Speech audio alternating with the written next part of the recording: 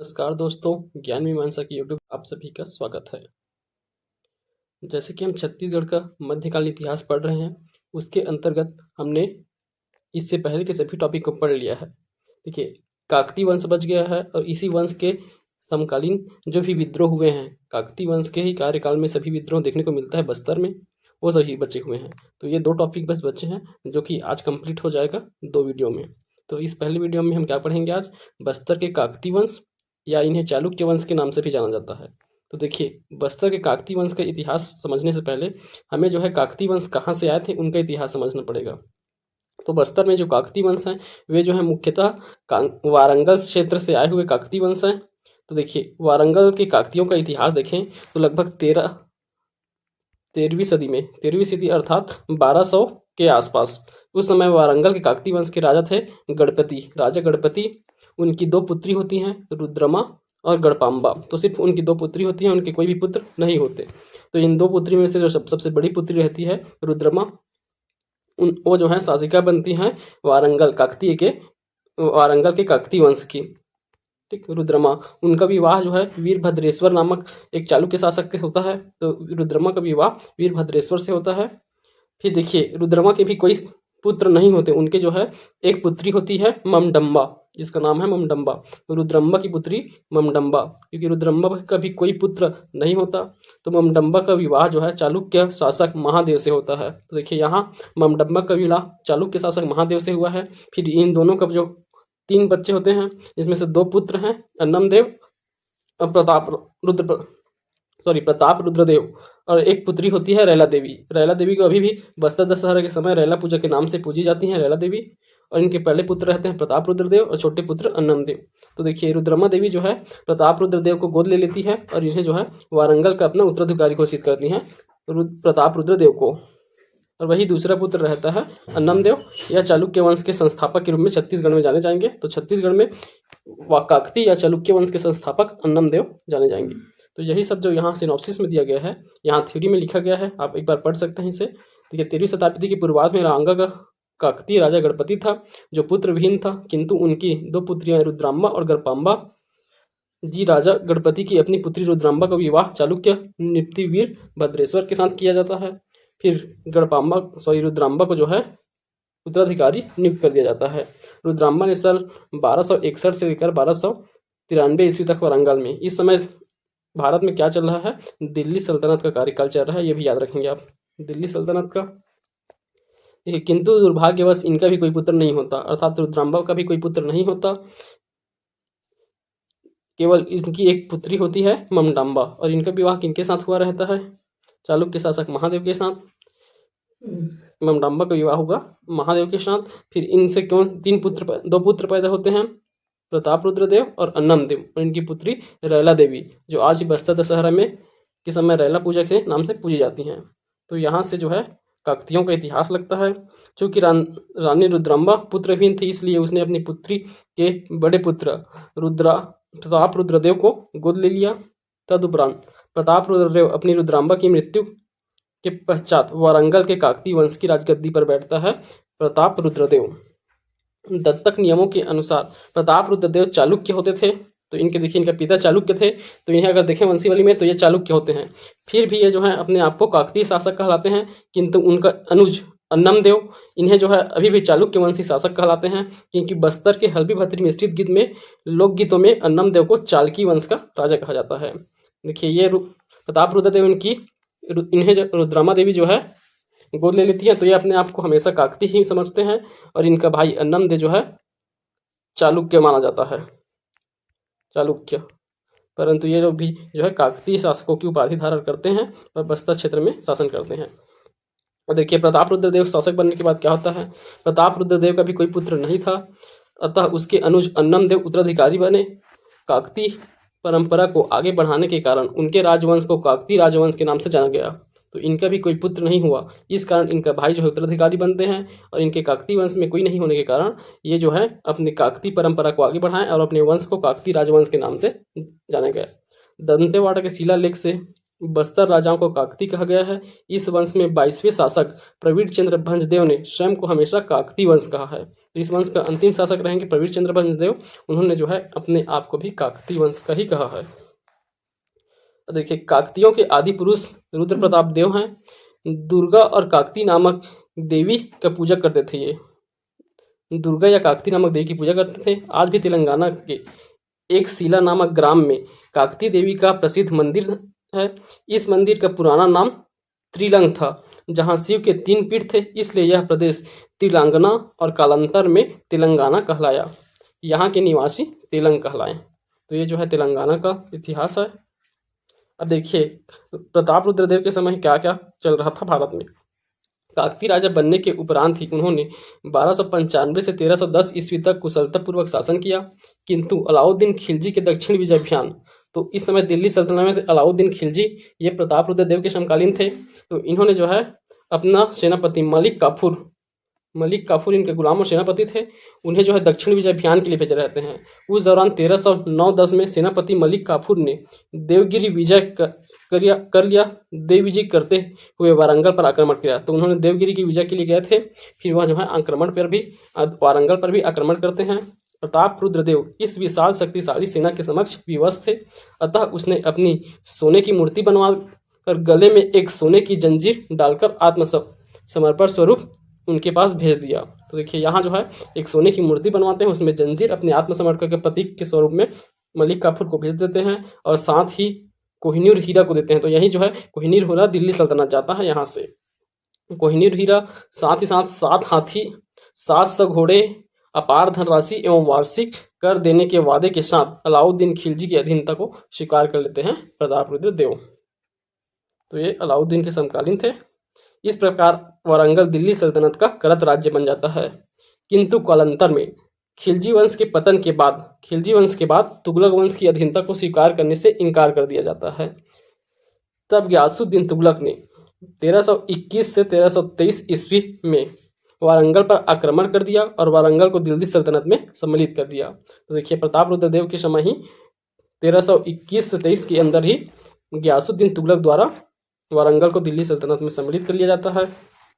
इस घटना के बाद परिणाम स्वरूप प्रताप रुद्रदेव को इधर उधर ठोकर खाते हुए विवस्ता से वहां से भागना पड़ा और वे भोपालपट्टनम से घाटी चढ़कर वहां के छोटे छोटे राजाओं को जीतकर विजय प्राप्त किया।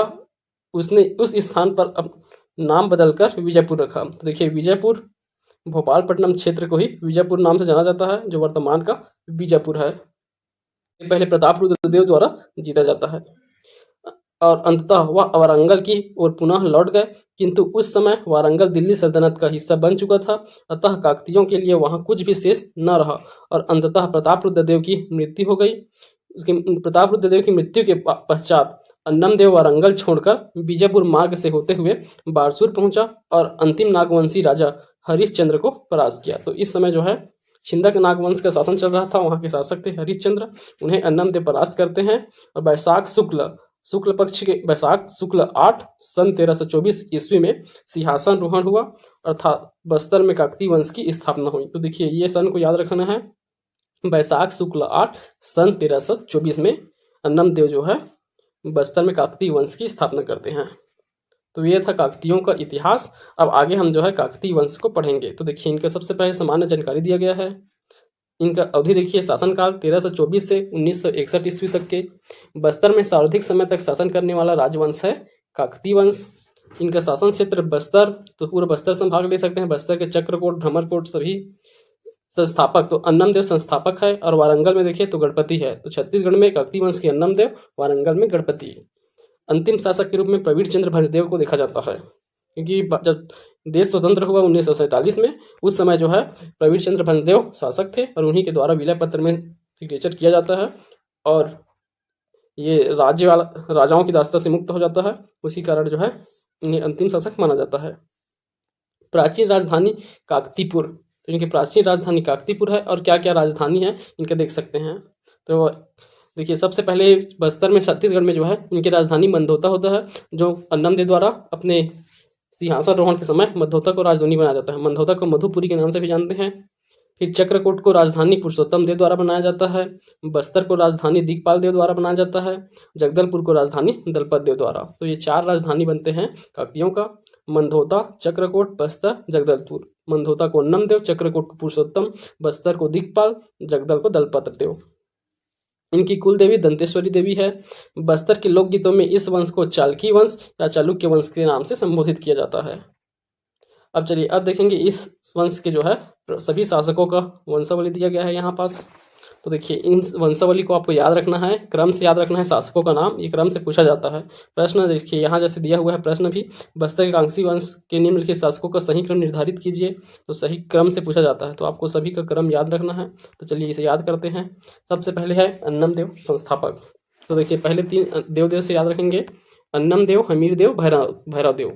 अन्नम, हमीर, भैरव, अन्नम, हमीर, भैरव। तो ये भैरव है ना, भैरव नहीं है, ये भैरव है, भैरम देव और नीचे में आएंगे तो ये भैरव देव है। उसके पश्चात है चौथे पुरुषोत्तम देव, ये बहुत इंपॉर्टेंट है, इनके संबंध में पढ़ेंगे। अन्नम देव, हमीर देव, भैरव देव, पुरुषोत्तम देव। उसके बाद सिंह सी वाले 2, जयसी, नरसी, जयसी और नरसी, 2 सिंह सी वाले हो गए, जयसी और नरसी। उसके बाद देखिए प्रताप राजदेव, प्रताप राजदेव जैसे प्रताप राजदेव है ये, ठीक। उसके बाद जगदीश राज, राज से हो गया 2, प्रताप राज और जगदीश राज। उसके बाद वीर से 2 हैं, वीर नारायण देव और वीर सिंह, वीर नारायण, वीर सिंह। तो वीर से 2, वीर नारायण, वीर सिंह। देखिए फिर से देव से 3 याद रखना है, 3 देव त्रिदेव होते हैं, तो देव से 3, अन्नम देव, हमीर देव, भैरव देव। उसके बाद पुरुषोत्तम इस वंश के बहुत ही ज्यादा प्रसिद्ध शासक हैं। इनके कार्यकाल में छत्तीसगढ़ में बस्तर का दशहरा प्रारंभ होता है, गोचा पर्व प्रारंभ होता है, रथ यात्रा प्रारंभ होता है। तो पुरुषोत्तम देव बहुत महत्वपूर्ण है। तो ये चौथे शासक हैं, इनका क्रम भी याद रखना है, इनका वर्ष भी याद है। 1468 से 1534 ईस्वी तक के शासन किए हैं, 68 से 1534 ईस्वी तक। उसके बाद क्या देखे थे, 2 सिंह, जयसी, नरसी, जयसी, नरसी। उसके बाद 2 राज, प्रताप राज, जगदीश राज, प्रताप राज, जगदीश राज। उसके बाद 2 वीर, वीर नारायण, वीर सिंह, ठीक। उसके बाद देखिए दिक्पाल देव, राजपाल देव। अब पाल आ गए, 2 पाल, दिक्पाल देव, राजपाल देव, दिक्पाल देव और राजपाल देव। उसके बाद फिर राजपाल के बाद फिर एक शासक बनते हैं चंदेल मामा। तो राजपाल की 2 पत्नियां थी, एक चंदेलिन राजकुमार, एक चंदेलिन रानी थी और दूसरी जो है बघेली रानी। तो यही चंदेलिन इनकी रानी थी, उनका भाई चंदेल मामा वो शासक बन जाता है। राजपाल देव के मृत्यु के पश्चात चंदेल मामा 10 वर्ष तक शासन करेंगे। तो 10 वर्ष इनका कार्यकाल याद रखेंगे। 1721 से 1731 ईस्वी तक चंदेल मामा शासन करता है, ठीक। उसके बाद राजपाल देव के 3 पुत्र होते हैं, दलपत देव, प्रताप सिंह देव और दक्षिण सिंह देव। चंदेलिन के 2 पुत्र थे, दलपत देव और प्रताप सिंह, और दक्षिण जो है ये बघेली रानी के पुत्र था, ठीक। तो इनके 3 पुत्र हुए। तो राजपाल देव, चंदेल मामा, तो चंदेल मामा को फिर दलपत देव जो है चंदेल मामा को इनकी हत्या कर देते हैं। राखी के अवसर पर जाके इनकी हत्या कर दिया जाता है, ऐसा माना जाता है। तो उसके बाद फिर दलपत देव शासक बनते हैं चंदेल मामा के बाद। चंदेल मामा के बाद दलपत देव के फिर 4 पुत्र होते हैं, एक अजमेर देव, दूसरा दरिया देव, उमराव सिंह, गजराज सिंह। तो अजमेर देव, दरिया देव, उमराव सिंह, गजराज सिंह। तो देखिए यहाँ जो है दलपत देव का सबसे योग्य पुत्र होता है अजमेर सिंह। तो अजमेर सिंह जो है सबसे योग्य पुत्र होता है। तो दलपत देव जो है इन्हें शासन सौंप के जाते हैं, अपने पास जो है उत्तराधिकारी नियुक्त करके जाते हैं अजमेर सिंह को। अजमेर सिंह और दरिया देव के मध्य क्या होगा, उत्तराधिकारी का युद्ध होगा। ये जो भी महत्वाकांक्षी था, तो ये शासन प्राप्त करने के लिए उत्तराधिकारी का युद्ध होता है। उसी समय जो है हल्बा विद्रोह होगा, छत्तीसगढ़ का पहला जनजाति विद्रोह हल्बा विद्रोह इन्हीं के कार्यकाल में होगा। वह जो है उत्तराधिकारी का युद्ध था अजमेर सिंह और दरिया देव के मध्य। फिर दरिया देव शासक बन जाते हैं ब्रिटिश, मराठों और विक्रम सिंह की मदद से दरिया देव शासक बन जाते हैं। इन्हीं के शासन काल में जो है छत्तीसगढ़ मराठों के अधीन आ जाता है। उसके बाद देखिए दरिया देव का पुत्र होता है महिपाल देव, महिपाल देव शासक बना दरिया देव के पश्चात। फिर दरिया देव का महिपाल देव के 2 पुत्र होते हैं, भूपाल देव और दलगंजन सिंह। तो भूपाल देव शासक बनते हैं और दलगंजन सिंह है तारापुर परगने का प्रमुख बनता है। ये तारापुर परगने का जमींदार दलगंजन सिंह बनता है। फिर दलगंजन सिंह का पुत्र लाल कलिंदर सिंह। तो इन्हीं के समय तारापुर विद्रोह होता है। भूपाल देव शासक रहते हैं, दलगंजन सिंह तारापुर परगने का प्रमुख होता है, इसलिए वह नेतृत्व करता है तारापुर विद्रोह का। अब उसके बाद देखिए भूपाल देव का पुत्र होता है भैरम देव। तो ये भूपाल देव का पुत्र है भैरम देव। रुद्र प्रताप देव, उसके बाद रुद्र प्रताप देव के पश्चात प्रफुल्ल कुमारी। रुद्र प्रताप देव का कोई पुत्र नहीं होता, मात्र एक पुत्री होती है जिसका नाम है प्रफुल्ल कुमारी। तो प्रफुल्ल कुमारी जो है छत्तीसगढ़ की प्रथम और एकमात्र महिला शासिका है, प्रफुल्ल कुमारी देवी। ये जो है छत्तीसगढ़ की प्रथम और एकमात्र महिला शासिका प्रफुल्ल कुमारी देवी। प्रफुल्ल कुमारी देवी की एक पुत्र होते हैं प्रवीर चंद्र भंजदेव। तो प्रवीर चंद्र भंजदेव जो है इस वंश का अंतिम शासक माना जाता है। ठीक। तो 1961 तक के जो है ये शासक रहते हैं। देखिए इनके बाद फिर जो है प्रवीण चंद्र भंजदेव के बाद इनका वंशावली अभी भी चल रहा है। तो अभी जो है विजय चंद्र भंजदेव हैं, इनके परिवार में काकतीय वंश के में अभी तक विजय चंद्र भंजदेव, उनके बाद उसके बाद भरत चंद्र भंजदेव होते हैं, फिर अभी वर्तमान में कमल चंद्र भंजदेव हैं। तो अभी भी जो बस्तर दशहरा चलते रहता है, जो राजा की भूमिका होती है, इन्हीं राज परिवारों के द्वारा उन्हें मनाया जाता है। तो कमल चंद्र भंजदेव वहाँ राजा के रूप में अभी भी कार्य कर रहे हैं। तो 1997 से लेकर वर्तमान तक के ये कमल चंद्र भंजदेव वहाँ के शासक हैं। तो ये जो है जरूरी नहीं है याद करना प्रवीण चंद्र भंजदेव के तक के आपको याद रखना है। तो देखिए एक बार चलिए फिर से नाम को देख लेते हैं। तो सबसे पहले 3 देव का याद रखना है, अन्नम देव, हमीर देव और भैरव देव। उसके बाद है कौन, पुरुषोत्तम देव। पुरुषोत्तम देव के पश्चात 2 सिंह, जय सिंह, नर सिंह, 2 राज, प्रताप राज, जगदीश राज, 2 वीर हैं, वीर सिंह, वीर नारायण और वीर सिंह, 2 पाल, दिक्पाल, राजपाल। राजपाल के बाद चंदेल मामा, चंदेल मामा के बाद दलपत देव, दलपत देव के बाद अजमेर सिंह, अजमेर सिंह के बाद दरिया देव, महिपाल देव, भूपाल देव, भैरम देव, रुद्र प्रताप देव, प्रफुल्ल कुमारी भंजदेव, उसके बाद प्रवीण चंद्र भंजदेव, प्रवीण चंद्र भंजदेव अंतिम। तो ये आपको क्रम याद रखना है शासकों का। इनके जो ईयर है वो याद रखने की इतना आवश्यकता नहीं रहता। पहले का याद रख लीजिए 1324 से 1369, और पुरुषोत्तम देव का याद रख सकते हैं, नरसिंह देव का याद रख सकते हैं। तो ये पुरुषोत्तम देव का सबसे ज्यादा महत्वपूर्ण है, 1498 से 1534 ईस्वी तक की। देखिए यहाँ से प्रश्न भी पूछा गया है, बस्तर के काकतीय वंश में निम्नलिखित में शासकों का सही क्रम बताइए। देखिए अन्नम देव, नरसिंह देव, पुरुषोत्तम देव, बलवत देव। तो सबसे जान रहे हैं पहले अन्नम देव सबसे पहले रहेंगे। उसके बाद इनमें देखिए पुरुषोत्तम देव, 3 देव में से कोई देव दिख रहे हैं, अन्नम देव हो गए। उसके बाद हमीर देव, भैरव देव, फिर पुरुषोत्तम देव। तो दूसरा हो जाएंगे 1 3। तो 1 3 किस में दिया है, इसमें और इसमें। तो ये दोनों ऑप्शन कट गए, 1 3। उसके बाद देखिए क्या पढ़े थे, देव हो गया 3 देव और पुरुषोत्तम देव का। उसके बाद सिंह देखे थे, 2 सिंह थे, नरसिंह और जय सिंह, नरसिंह। तो नरसिंह दिया हुआ है यहाँ, नरसिंह। उसके बाद 2 हो जाएगा, तो ये बी ऑप्शन में दिख रहा है 2। ठीक। उसके बाद दलपत देव लास्ट में आएगा। तो ये हो गए, ऑप्शन बी इसका सही उत्तर हो जाएगा। देखिए एक और भी पूछना, बस्तर के काकतीय राजवंश का सही क्रम पूछा गया था, जिसमें भैरव देव, पुरुषोत्तम देव, नरसिंह देव और प्रताप राज देव ऑप्शन में था। तो इस प्रकार यहाँ से डायरेक्ट प्रश्न पूछे जाते हैं इनके वंशावली से। अब चलिए अभी सभी शासकों का हम यहाँ विस्तृत वर्णन देखेंगे, जिनके जिनके संबंध में हमें पढ़ना है उन सभी के संबंध में हम विस्तृत वर्णन देखेंगे। यहाँ के शासक बहुत ज़्यादा हैं, इसलिए जो है यह वीडियो थोड़ा लंबा हो सकता है, पर हम इसे कोशिश करेंगे बहुत जल्दी जल्दी पढ़ने का। तो देखिए, तो अन्नम देव सबसे पहले 1324 से 1369 ईस्वी तक के, इन्हें जो है काकतीय वंश का संस्थापक माना जाता है। उपनाम इसे अन्नम राज के नाम से जाना जाता है। दंतेवाड़ा शिलालेख में इनका नाम अन्नम राज प्राप्त होता है। इनके द्वारा राजधानी मंदोता, बस्तर की मंदोता को राजधानी बनाया जाता है। इनका विवाह सोन कुंवर चंदेलिन राजकुमारी है, सोन कुंवर चंदेलिन से होता है। इनके द्वारा देखिए जीर्णोद्धार कार्यक्रम में अन्नम देव ने दंतेवाड़ा जिले के तराला ग्राम में संखनी डंखनी नदी के संगम पर स्थित दंतेश्वरी मंदिर का निर्माण और जीर्णोद्धार 14वीं शताब्दी में किया है। तो दंतेश्वरी मंदिर का निर्माण इनके द्वारा कराया गया था। इनके द्वारा देखिए साम्राज्य विस्तार में 1324 ईस्वी में बारसूर के छिंदक नागवंशी शासक हरिश्चंद्र देव को पराजित कर सिंहासन रूढ़ हुए।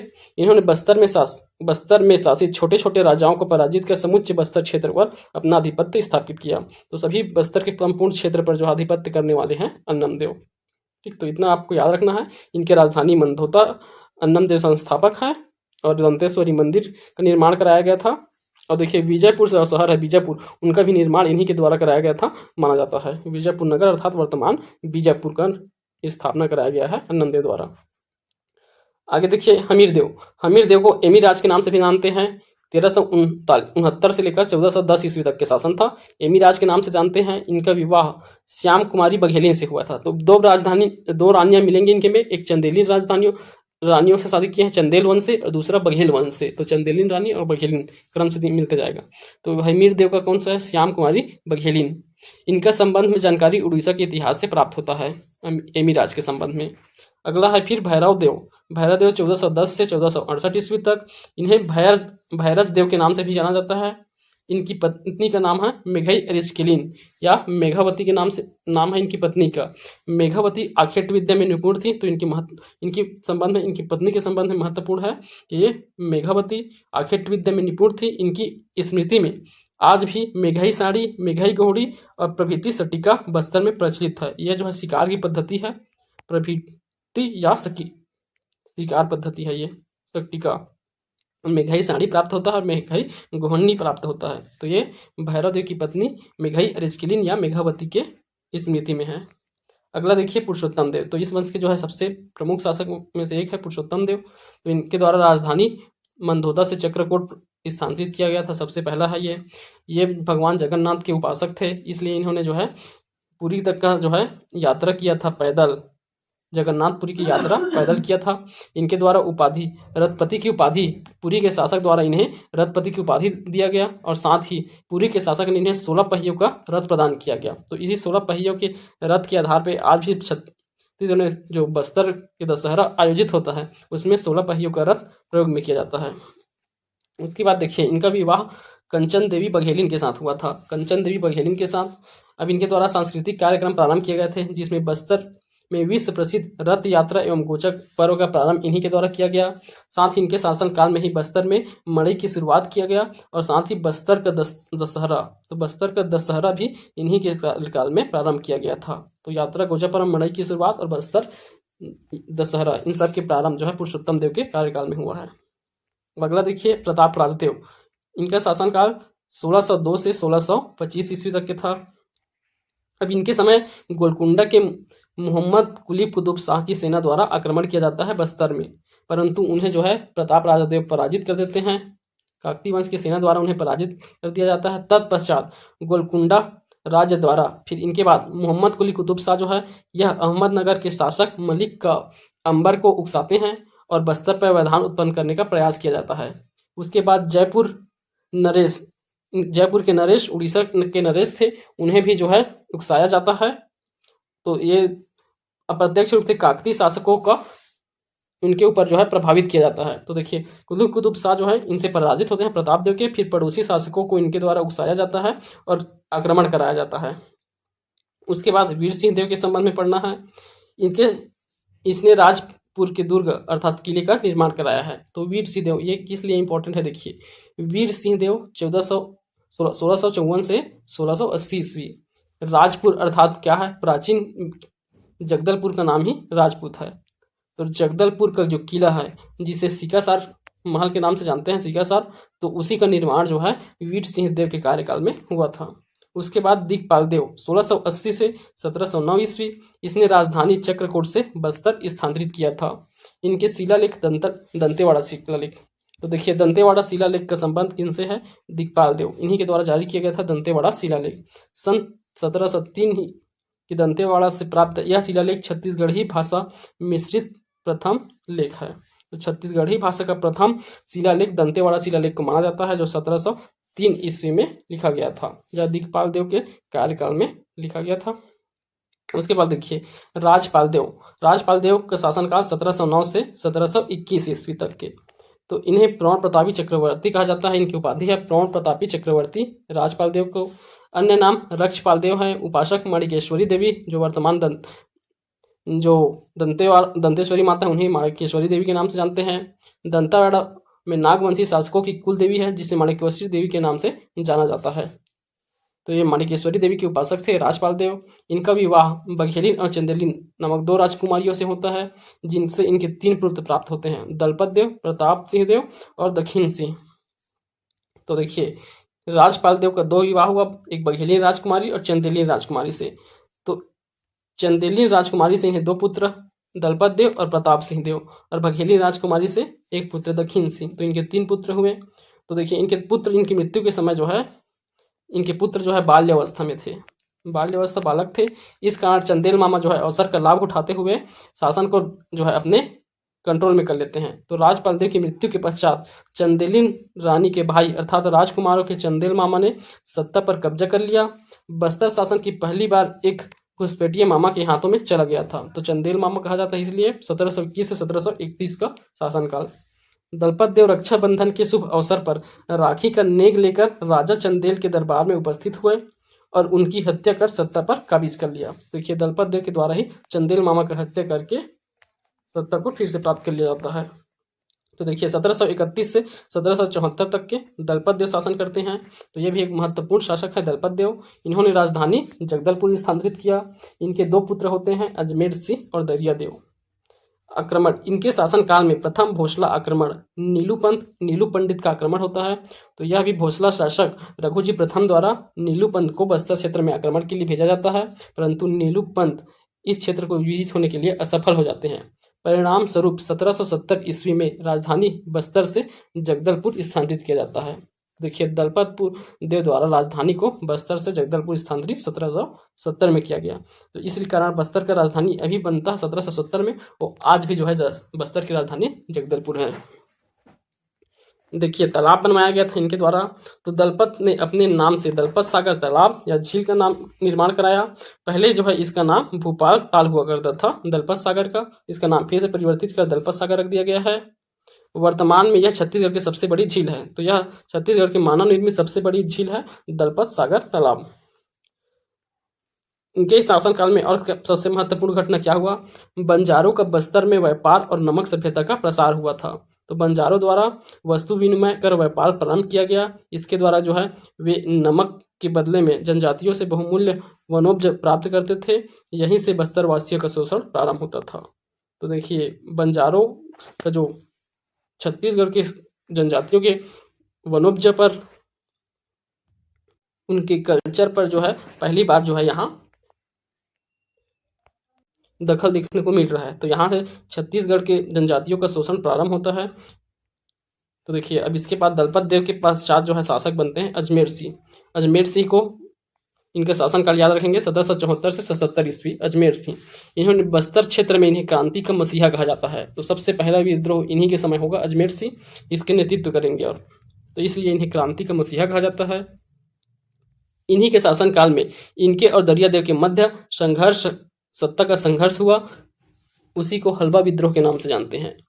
दरियादेव ने ब्रिटिश अधिकारी व मराठा के साथ कूटनीतिक के षड्यंत्र कर अजमेर सिंह पर आक्रमण कर दिया। अजमेर सिंह के नेतृत्व में बस्तर का प्रथम जनजाति विद्रोह हल्पा विद्रोह सन 1774 ईस्वी में प्रारंभ हुआ। परिणाम क्या निकलता है विद्रोह का? हल्पा विद्रोह की असफलता के बाद काकतीय वंश का शासन मराठों के अधीन चला जाता है। दरियादेव द्वारा बेच दिया जाता है, माना जाता है बस्तर की स्वाधीनता को बेचा जाता है दरियादेव द्वारा। देखिए, दरियादेव 1770 से 1800 ईस्वी तक के शासन करते हैं। दरियादेव ने अपने भाई के विरुद्ध षड्यंत्र रचकर सत्ता प्राप्त किया। इस कार्य में जयपुर नरेश विक्रमदेव और कंपनी सरकार के अधिकारी जॉनसन और मराठा के तिगड़ी ताकत से दरियादेव विजय प्राप्त करने में सफल रहा। इसके बदले में सहायता करने पर बहुत सारे वचन दिए गया था। देखिए, इसके लिए कोटपाट की संधि होता है। तो इसी उनके मदद के लिए जो वचन दिया गया था दरियादेव, उसी के संबंध में ये कोटपाट की संधि होता है, और यह संधि 6 अप्रैल 1778 को होता है। तो ये जो है बहुत ही महत्वपूर्ण टॉपिक है, कोटपाट की संधि। इसका सब कुछ फैक्ट याद रखना है। कब हुआ था? 6 अप्रैल 1778 ईस्वी को इनके मध्य हुआ था। तो देखिए, जयपुर नरेश विक्रमदेव रहते हैं, और मराठों के ओर से कौन से रहते हैं? बिंबाजी भोसले के प्रतिनिधि रहते हैं त्रयंबक अभिराज, और यहाँ से अंग्रेजों से कौन रहेंगे? जॉनसन रहेंगे अधिकारी के रूप में, और दरियादेव। तो इन सभी के मध्य संधि होता है कोटपाट की संधि। इसके तहत जयपुर नरेश को कोटपाड़, चुकचुड़ा, पोड़ागढ़ और रायगढ़, ये 4 परगने जो है दिया जाता है जयपुर नरेश विक्रम सिंह को। मराठों को क्या मिलता है? 59,000 टकोली प्रति वर्ष देने का राजी मिलता है। तो अभी भी जो है मराठों को क्यों मिल रहा है? अंग्रेजों को अभी कुछ नहीं मिला है। अंग्रेज बस अभी इकट्ठे कर रहे हैं, वो सब जो है मराठों से एक साथ छीन लेंगे। अभी मराठों को जो मिल रहा है वो अंग्रेज को मिल रहा है, समझिए। तो मराठे 59,000 रुपये टकोली प्रति वर्ष लेने को राजी हो जाते हैं। इस संधि द्वारा इस राज्य जगह बस्तर क्षेत्र मराठा नियंत्रण में आ गया। तो यह जो है पूरी तरह से मराठाओं के नियंत्रण में आ गया। दरियादेव के शासन में ही बस्तर क्षेत्र छत्तीसगढ़ का अभिन्न अंग बनता है। तो इसे भी याद रखेंगे, छत्तीसगढ़ का अभिन्न अंग बन गया। दरियादेव ने सत्ता के लोभ में बस्तर की स्वाधीनता को बेच दिया और यही संधि स्वीकार कर ली। तो देखिए, दरियादेव द्वारा बस्तर की स्वाधीनता को बेचा गया था, यह माना जाता है। अब इनके कार्यकाल में एक और महत्वपूर्ण घटना होता है भोपालपट्टनम संघर्ष। 1795 ईस्वी में इसका कारण था मिस्टर जेटी ब्लंड के बस्तर आगमन पर। तो मिस्टर जेटी ब्लंड के बस्तर आगमन पर भोपालपट्टनम विद्रोह होता है।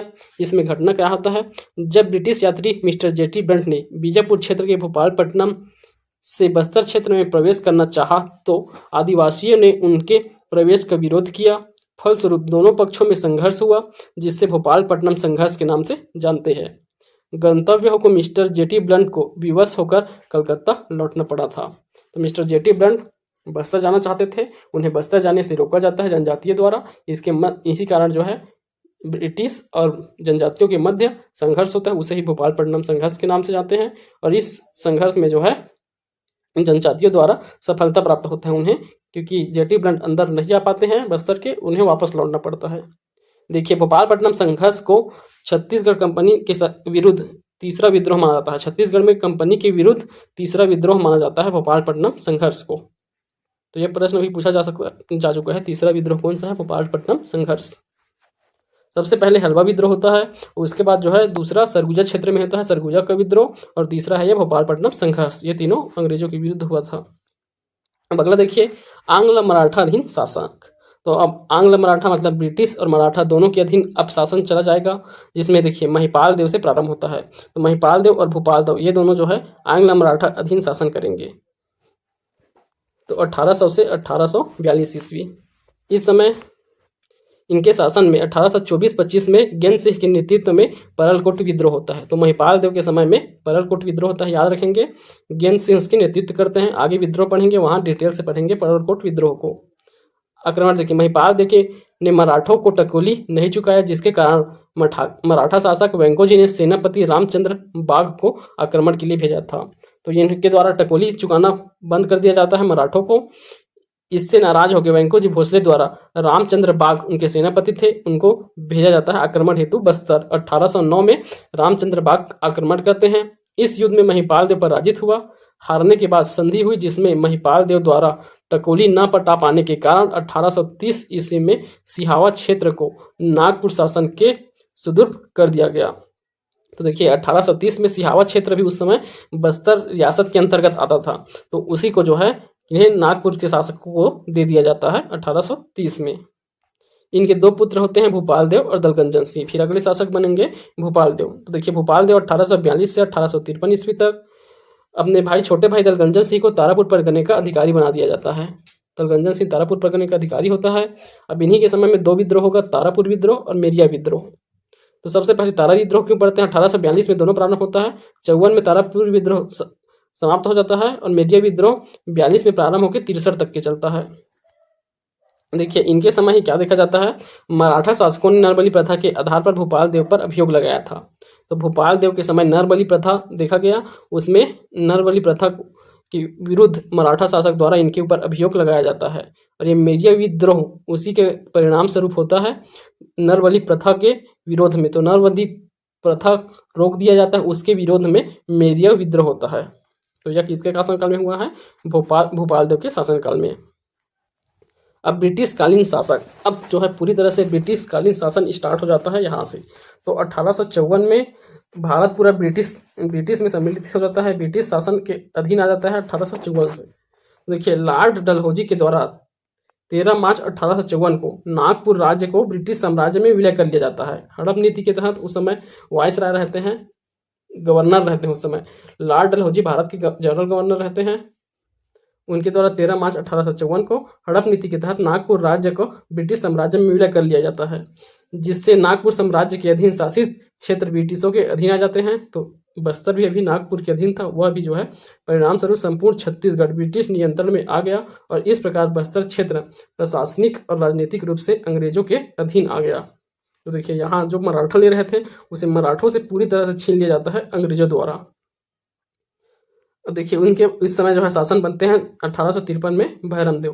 तो भैरम देव इस समय शासक रहते हैं जब ब्रिटिश के अधीन मिलता है छत्तीसगढ़। राजअभिषेक पिता भोपाल देव की मृत्यु के पश्चात 13 वर्ष की अवस्था में इनका राज सिंहासन पर बैठना होता है। इनकी यात्रा देखें, इनके समय यात्रा करने कौन आते हैं? Charles Elliot. तो अंग्रेज अधिकारी चार्ल्स इलियट 1856 ईस्वी में बस्तर आगमन होता है।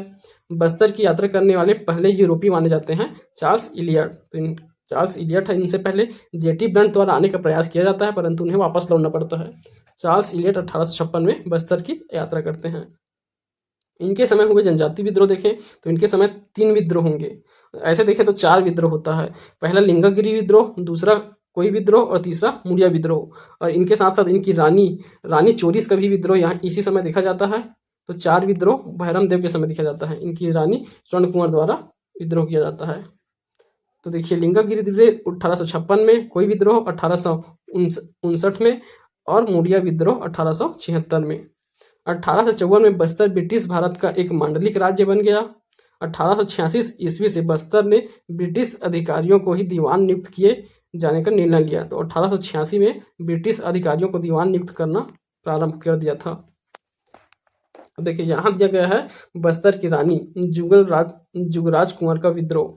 तो बस्तर की रानी जुगराज कुंवर का विद्रोह, जिसे रानी चोरिस का विद्रोह के नाम से भी जानते हैं, यह 1878 से 82 के मध्य हुआ था। किसके खिलाफ? भैरम देव के खिलाफ। तो इसकी शुरुआत देखें, बस्तर के काकतीय वंशी राजा भैरम देव की पत्नी जुगराज कुंवर थी, जिन्होंने 1878 से 82 ईस्वी तक अपने पति और ब्रिटिश सरकार के विरुद्ध एक अनूठा विद्रोह किया, जिसे बस्तर के सरकारी अभिलेखों में रानी चोरिस अर्थात रानी का कोप कहा जाता है। तो रानी चोरिस या रानी का कोप कहा जाता है। रानी इस संघर्ष पर विजय हुई थी। अब इसका कारण देखिए, रानी के इस विरोध का मूल कारण यह था कि ब्रिटिश अधिकारी फ्रेजर के कहने पर, अधिकारी का नाम याद रखेंगे फ्रेजर, इनके कहने पर काकतीय राजा भैरम देव ने एक मुस्लिम महिला जिनका नाम है नवाबाई, मुस्लिम महिला नवाबाई से विवाह किया। किंतु राजा की पहले से ही दो पत्नियां थी। उसके बाद फ्रेजर के कहने पर इनके द्वारा तीसरा विवाह किया जाता है नवाबाई से।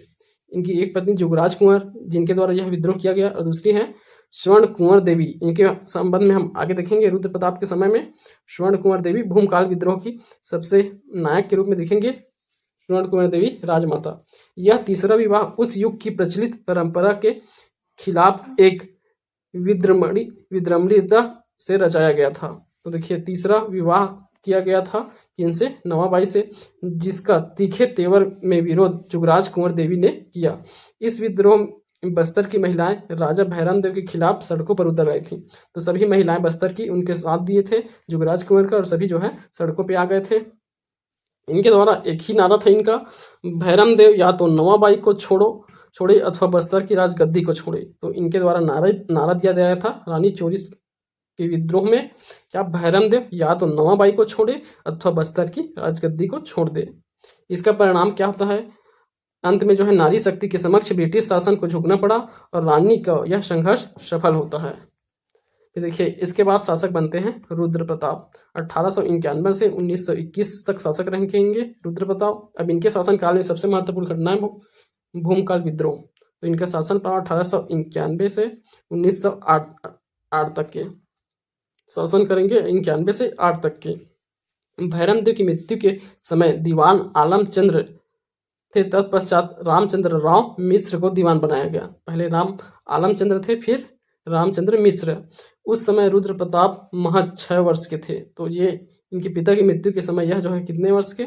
मात्र 6 वर्ष के थे रुद्र प्रताप देव। इस कारण 1891 से 1908 तक के बस्तर का शासन अंग्रेज प्रशासकों के ही अधिकार में था।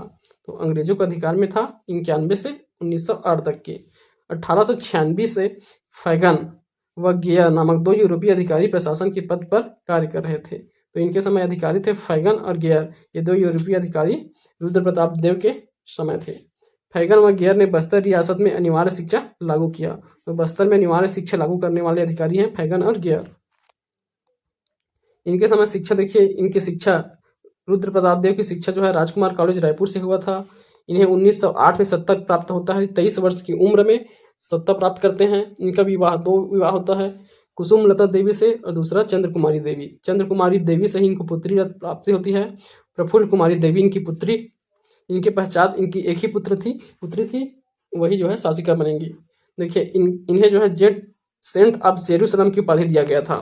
तो यह उपाधि ब्रिटिश साम्राज्य के द्वारा दी गई थी, क्योंकि यूरोपीय महायुद्ध तो सेकेंड वर्ल्ड वॉर था, उसमें जो है रुद्र प्रताप देव द्वारा ब्रिटिशों की सहायता किया गया था, इसलिए उन्हें सेंट ऑफ जेरूसलम की उपाधि दिया गया।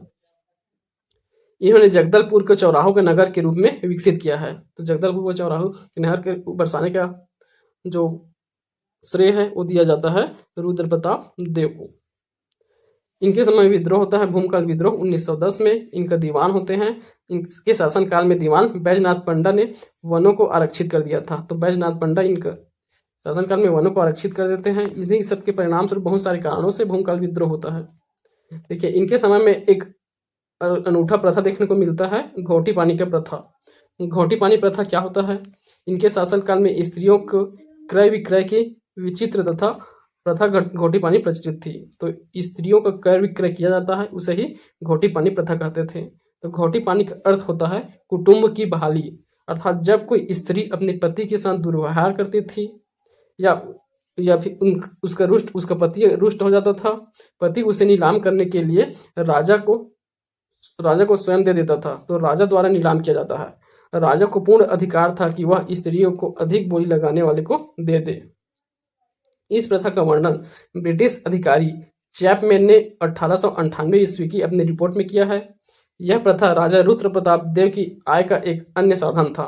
तो इससे जो है राजा का इनकम होता था, जिसमें वह सुंडी, कलार, धोबी, पंडरा, ये 4 जातियां याद रखेंगे, सुंडी, कलार, धोबी, पंडरा, इन 4 जातियों की विधवा या परित्यक्ता, जिसे उनका पति त्याग दिया होता है उसे कहते हैं परित्यक्ता, स्त्रियों को बेच सकता था।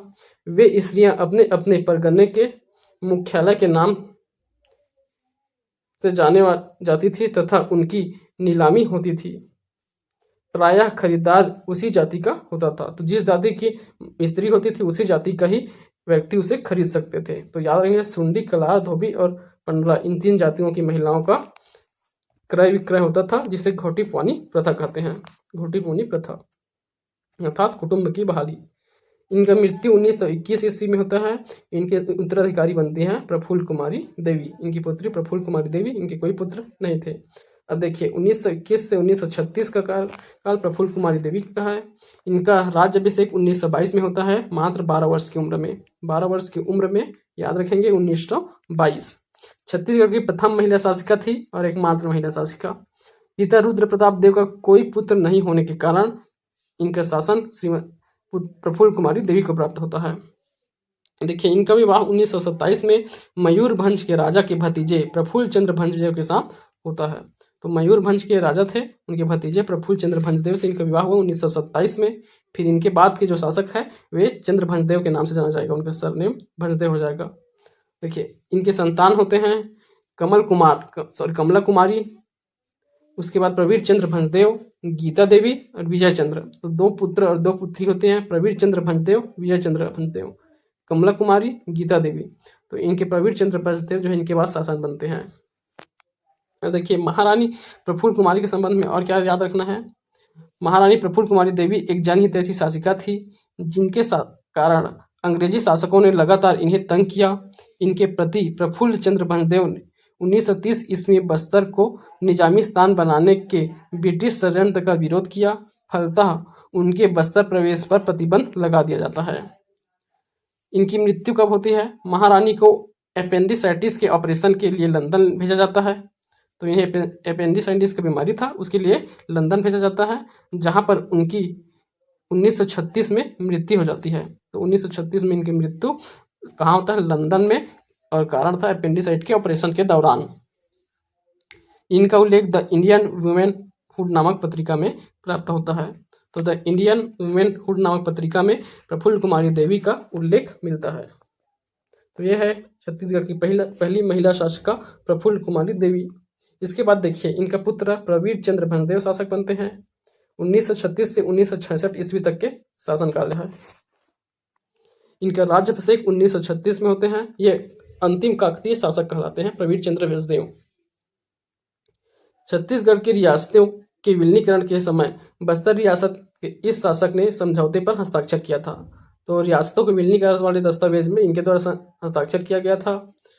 इनकी मृत्यु 25 मार्च 1966 को जगदलपुर राजमहल में पुलिस द्वारा गोली चलाने से हुआ था। तो पुलिस द्वारा गोली से हुआ था। प्रवीर चंद्र भंजदेव समेत अनेक आदिवासियों की मृत्यु हुई थी। तो ये जो है आकस्मिक इनके जो है अभी भी जो है संदिग्ध है। इनके मृत्यु का कारण 25 मार्च 1966 को हुआ था, गोली मार के पुलिस द्वारा हत्या किया गया था। रचना यह भंज वंश के थे, किंतु उन्होंने अपने ग्रंथ लोहांडी गुणा तरंगणी में स्वयं को काकती वंश कहा है। तो इनकी रचना है, देखिए लोहांडी गुणा तरंगणी प्रवीर चंद्र भंजदेव की रचना है। इसमें इनके द्वारा जो है अपने आप को काकती वंश का कहा गया है। सम्मान इनके नाम पर छत्तीसगढ़ शासन द्वारा तीर अंदाजी खेल के क्षेत्र में पुरस्कार दिया जाता है। तीर अंदाजी खेल के क्षेत्र में पुरस्कार, ठीक, तो राज्य अलंकरण प्रदान किया जाता है प्रवीर चंद्र भंजदेव के नाम पर। अब यहाँ देखिए, यहाँ प्रश्न पूछा गया है, कैसे आते हैं प्रश्न। छत्तीसगढ़ के इतिहास में निम्नलिखित घटनाओं का विचार कीजिए। तो घटनाएं दिए गए हैं, उनका वर्षवार क्रम से जमाना है आपको। तो सबसे पहले हल्बा विद्रोह, परलकोट की जमींदारी, गेंद सिंह की फांसी, सिपाही विद्रोह, छत्तीसगढ़ में मराठा आक्रमण, मुरिया विद्रोह, रतनपुर की स्थापना, शहीद वीर नारायण सिंह। तो जब जब पूरा टॉपिक आप पढ़ लेंगे उसके बाद जो है इस टाइप के प्रश्नों को भी आप बना लेंगे। तो इन ऐसे टाइप के प्रश्नों के लिए आप वर्ष और जो घटना का क्रम है उसे आप ध्यान रखेंगे, कब हो रहा है उस समय और क्या चल रहा है घटना। ठीक, तो ये जो है हो गया हमारा आज का टॉपिक काकतीय वंश। इसके बाद फिर अगले वीडियो में हम पढ़ेंगे जनजाति विद्रोह। अगर आपको हमारा वीडियो पसंद आ रहा है तो लाइक कीजिए, शेयर कीजिए, कमेंट कीजिए। धन्यवाद।